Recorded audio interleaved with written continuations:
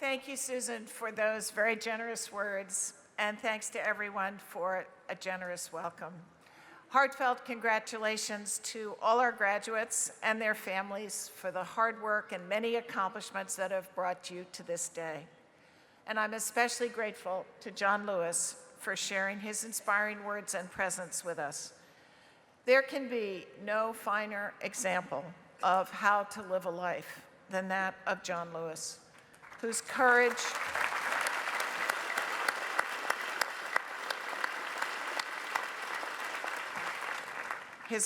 and dedication, selflessness, and moral clarity have for more than half a century challenged this country to realize its promise of liberty and justice for all. It's an inexpressible honor and privilege to stand on this stage beside him. Almost 11 years ago, I stood on this platform to deliver my inaugural address as Harvard's 28th president. Today's remarks represent something of a bookend, a kind of valedictory, literally farewell words. When I spoke in 2007, I observed that inaugural speeches are by definition pronouncements by individuals who don't yet know what they're talking about. By now, I can no longer invoke that excuse. I am close to knowing all I ever will about being Harvard's president. But I then went on to say something else about the peculiar genre of inaugural addresses, that we might dub them, as I put it then, expressions of hope, unchastened by the rod of experience. By now, I should know that rod. In my mind, I hear Jimi Hendrix of my youth asking, "Are you experienced?" I would have to answer affirmatively. Perhaps not as experienced as Charles William Eliot, who made it through 40 years as Harvard president. But 11 years is a long time. Think about it. The iPhone and I were launched within 48 hours of each other in the summer of 2007. All of us are now so attached to our devices that it seems almost unimaginable that they were not always there. The smartphone initiated a revolution in how we communicate, how we interact, how we organize our lives. And we're only beginning to understand the impact of this digital transformation on our disrupted society, economy, politics, even on our brains. 2008 brought the financial crisis and the loss of close to a third of our endowment, prompting us in the ensuing years to overturn a system of governance that had been in place here at Harvard since 1650, and to transform our financial and ultimately our investment processes and policies. 5 years ago, we lived through the marathon bombings and the arrival of terror in our very midst, and we came together as Boston Strong. We've experienced wild weather, from hurricanes to snowmageddon to bombogenesis, and we've doubled down on our commitment to combat climate change. We've confronted a cheating crisis, an email crisis, a primate crisis, and sexual assault and sexual harassment crises. And we've made significant and lasting changes in response to each. We have faced down H1N1, Ebola, Zika, and even the mumps. We've been challenged, as well as often inspired and enlightened by renewed and passionate student activism. Occupy, Black Lives Matter, Divest Harvard, I Too Am Harvard, Undocumented at Harvard, and #MeToo. We have faced a political and policy environment increasingly hostile to expertise and skeptical about higher education. The unprecedented endowment tax passed last December will, we estimate, impose on us a levy next year equivalent to $2,000 per student. There has indeed been a good measure of chastening. But today I want to focus not on that rod of experience, but on what I then defined as the essence of an inaugural message, the expression of hope. Now as then, that is what fills both my mind and my heart as I think about Harvard, about its present and its future. These past 11 years have only strengthened my faith in higher education and its possibilities. Hope, I have learned, derives not just from the innocence of inexperience, but from the everyday realities, the day-to-day work of leading and loving this university. At a time of growing distrust of institutions and constant attacks on colleges and universities, I want to affirm my belief that they are beacons of hope. I think our best hope for the future to which we aspire. In their very essence, universities are about hope and about the future, and that is at the heart of what we celebrate today. Hope is the foundation of learning.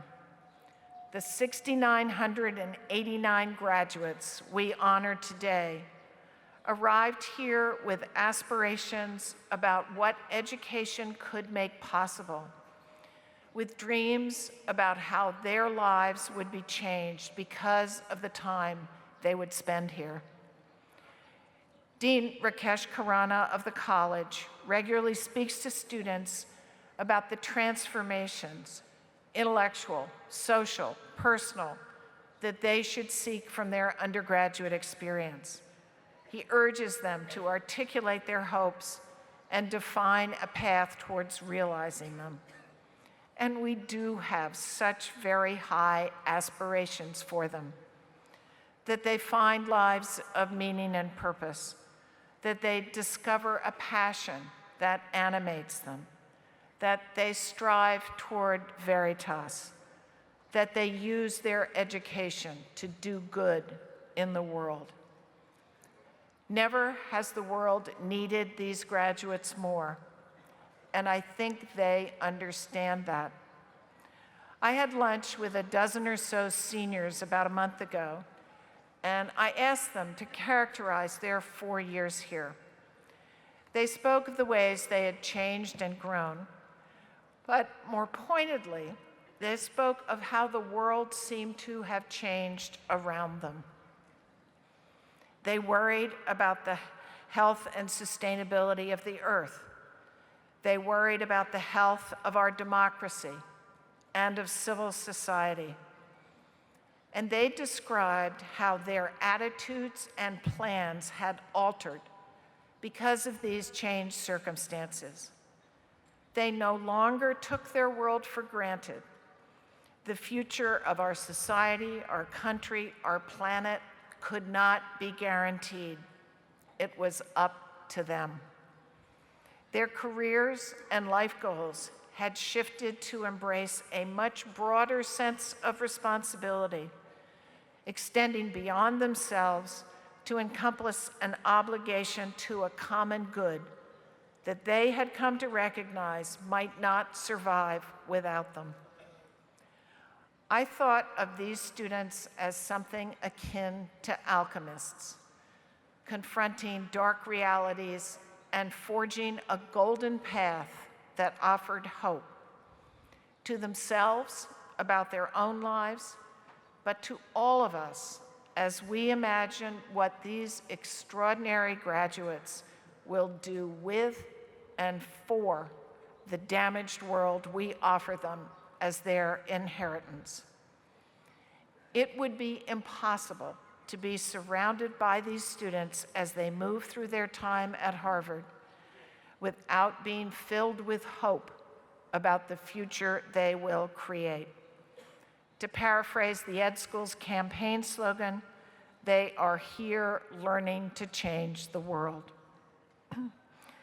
Building a more enlightened world is, of course, the fundamental work of the faculty as well, and at the core of Harvard's identity as a research university.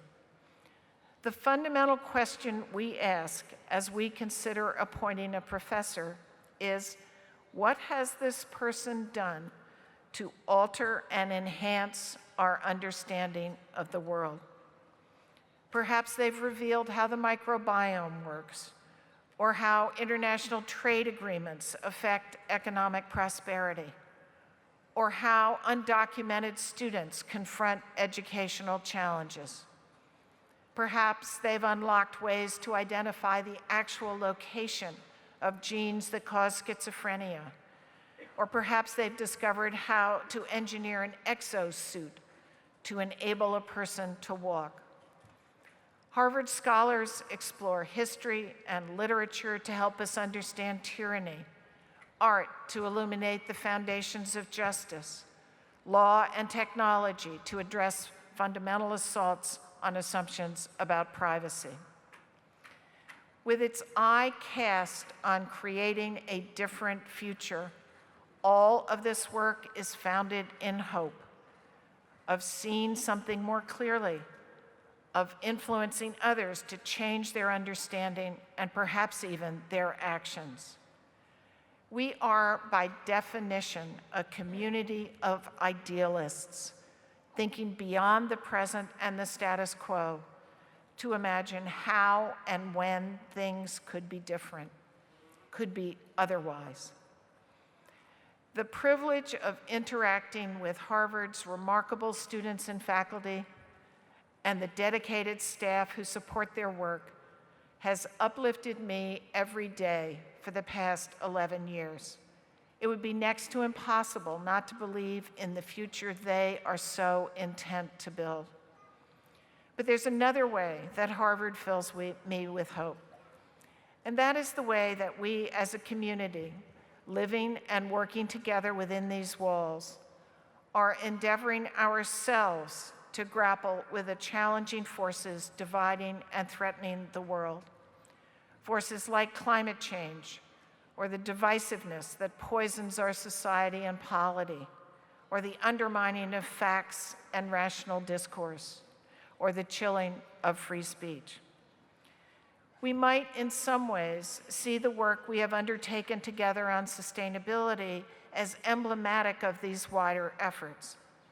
We've come to consider ourselves a living laboratory.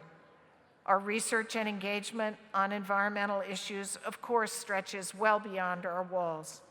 Our faculty, for example, have played critical roles in forging international climate agreements, have engineered innovative ways to create and store renewable energy, have influenced regulatory frameworks from Washington to Beijing, have explored the searing impact of climate change on health.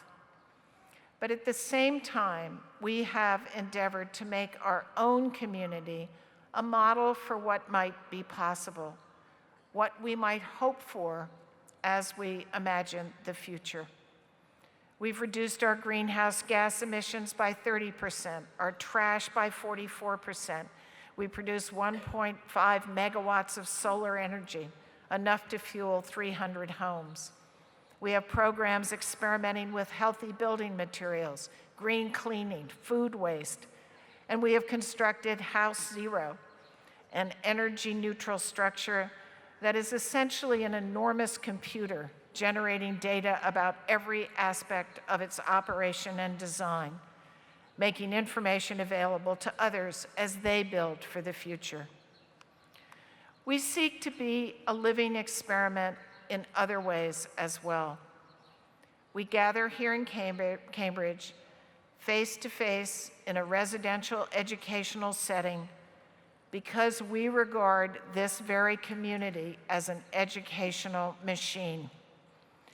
I've often observed that Harvard is likely the most diverse environment in which most of our students have ever lived. We endeavor to attract talented individuals from the widest possible range of backgrounds, experiences, and interests, from the broadest diversity of geographic origins, socioeconomic circumstances, ethnicities, races, religion, gender identities, sexual orientations, political perspectives. And we ask students to learn from these differences, to teach one another and to teach us as well, with the variety of who they are and what they bring. This isn't easy. It requires individuals to question long-held assumptions, to open their minds and their hearts to ideas and arguments that may seem not just unfamiliar, but even disturbing and disorienting. And it is an experiment that becomes ever more difficult in an increasingly polarized social and political environment in which expressions of hatred, bigotry, and divisiveness seem not just permitted, but encouraged.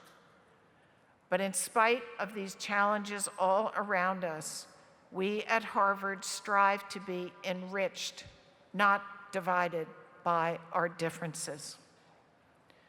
To sustain this vision of an educational community, we must be a living laboratory in another sense as well. We must be a place where facts matter, where reasoned and respectful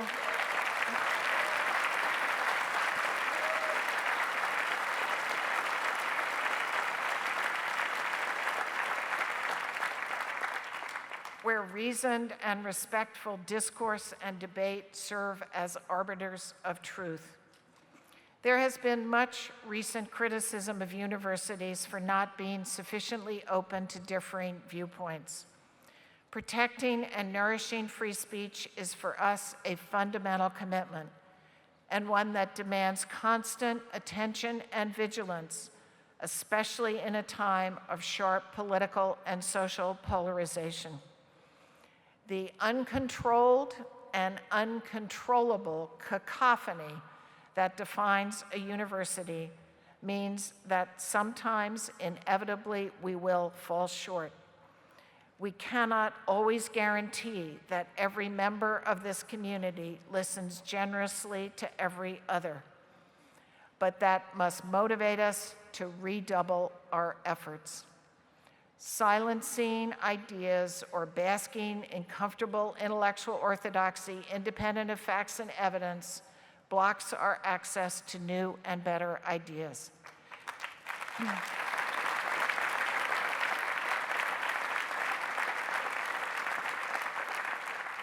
We must be dedicated to the belief that truth cannot be simply asserted or claimed, but must be established with evidence and tested with argument. Truth serves as inspiration and aspiration in all we do. It pulls us toward the future and its possibilities for seeing more clearly, understanding more fully, and improving ourselves and the world. Its pursuit is fueled by hope. Hope joins with truth as the very essence of a university. And so I come back to hope. The hope implicit in our efforts to model a different way for humans to live and work together. The hope in the ideas and discoveries that are the currency we trade in. The hope in the bright futures of those who graduate today. Yet as I step down from my responsibilities as Harvard's president, I'm keenly aware of another of hope's fundamental attributes. It implies work still unfinished, aspirations not yet matched by achievement, possibilities yet to be seized and realized. Hope is a challenge. I think of the words the beloved late crew coach Harry Parker once spoke to a rower, words I quoted often during the campaign. This, he said to the rower, this is what you can be. Do you want to be that? These are the words and the message I would like to leave with Harvard. The work is unfinished. The job remains still to be done in times that make it perhaps more difficult than ever. May we continue to challenge ourselves with the hope of all we can be and with the unwavering determination to be that. May Harvard be as wise as it is smart, as restless as it is proud, as bold as it is thoughtful, as new as it is old, as good as it is great. Thank you.